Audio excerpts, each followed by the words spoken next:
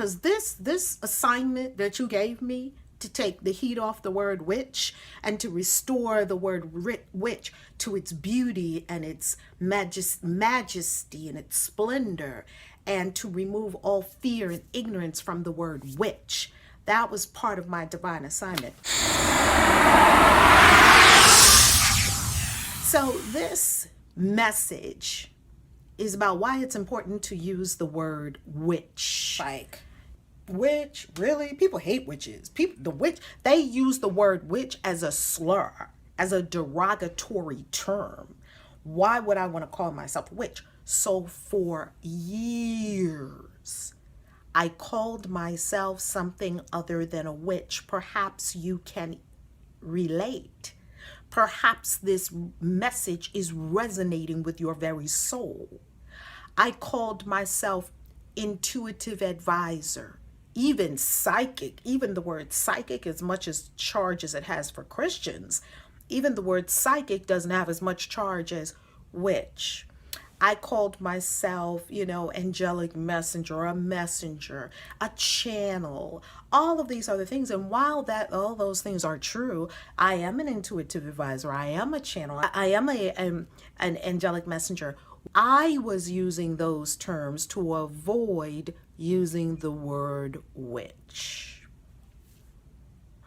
So when I first came out as a Christian witch, and I created the video, How I Became a Christian Witch, and I simply shared my story. It was a tap on the shoulder that morning, and it said, tell your story. And I was like, okay. Put on my little makeup, got in front of the camera, told my story.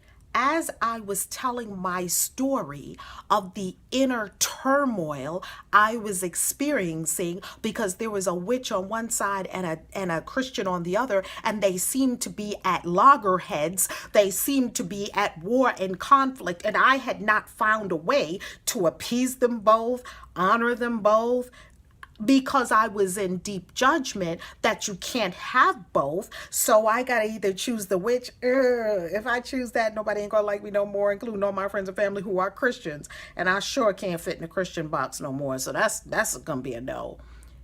There was this juxtaposition. It was like a face-off. It was a juxtaposition of passions. I have a passion for being born a witch. I have a passion for following the Christ way, not necessarily as many Christians tell us to, or as they tell us to in church, more a sense of knowing Christ is my guide, my teacher, my way shower. Yeah, Christ is my boo. That's my boo, okay?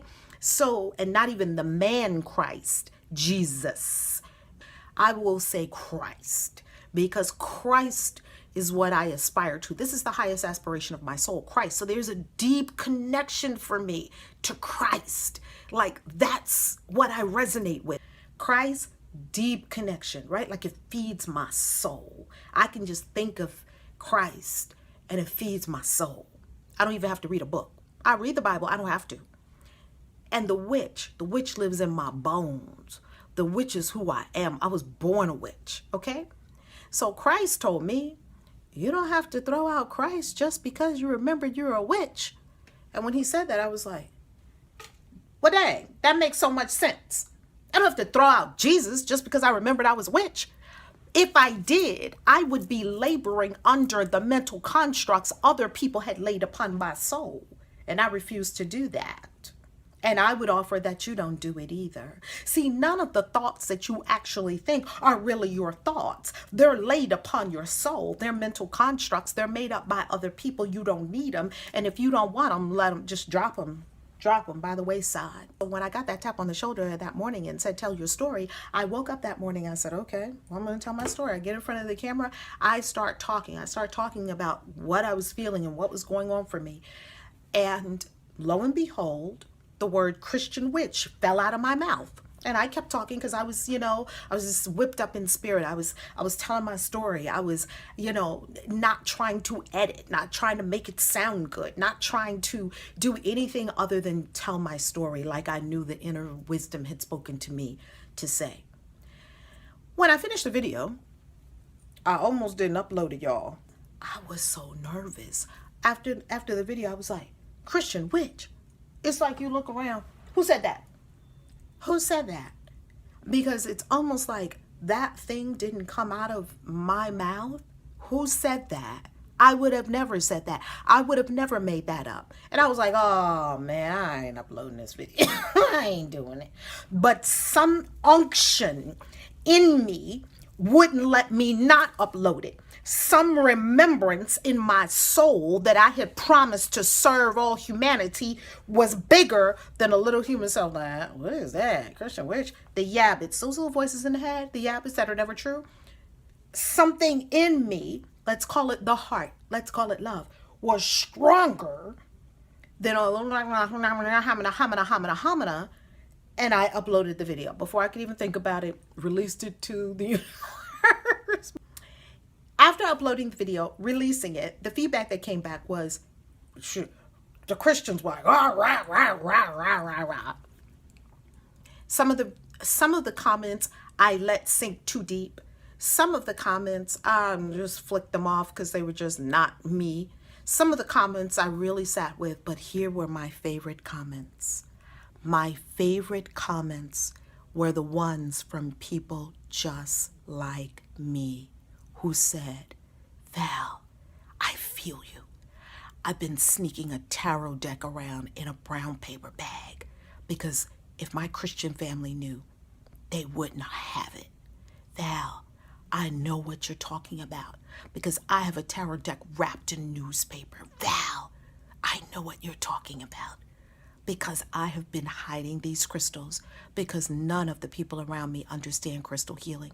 But I love going to church because I love the choir, or I love my church, or I love my pastor, I love my Bible. And I just knew inside myself that I did not have to let one go for the other. Yeah, baby. This is why it's important for you to call yourself witch, not magician. You may be a magician. There are many witches who are magicians, and many magicians who are not witches. So the two are not interchangeable. Perhaps you are an intuitive advisor. Perhaps you are an angelic messenger. Perhaps you are a divine being of love and light. Perhaps you are fill in the blank. If you are using these terms to avoid calling yourself a witch, I invite you into a new way of being with yourself as a witch. See, witch is a knowing. See, I knew I was born a witch. Witch is a knowing. It's in the bones. It's in the blood. So therefore, my magic is in my blood. So therefore, if I call myself something else, not that I'm not that something else. If I call myself something else in order to avert, avoid, run from, in terror, the word witch, then I am running from, in terror, indeed a part of my own self. I'm denying my own self. This is the selfhood you are denying. I will never forget one of the most profound moments I had with God when I was just in my meltdown about being a witch. Blah, blah, blah. Why you have to make me a witch? Why I gotta have this assignment? I don't want to be a witch. Why? I could just be a witch in the closet. Blah, blah, blah. I was just in blah, blah, blah. I remember a conversation with the divine, and this is the whisper in my own soul I heard clearly. I created you a witch, my daughter. Be that which I created you to be. The God has simply whispered to me, and it's a beautiful knowing. It is important for us who are witches, male and female, witches of all breeds, colors, shapes, sizes, spiritual paths, all kinds, everywhere, to call ourselves what we truly are, witch.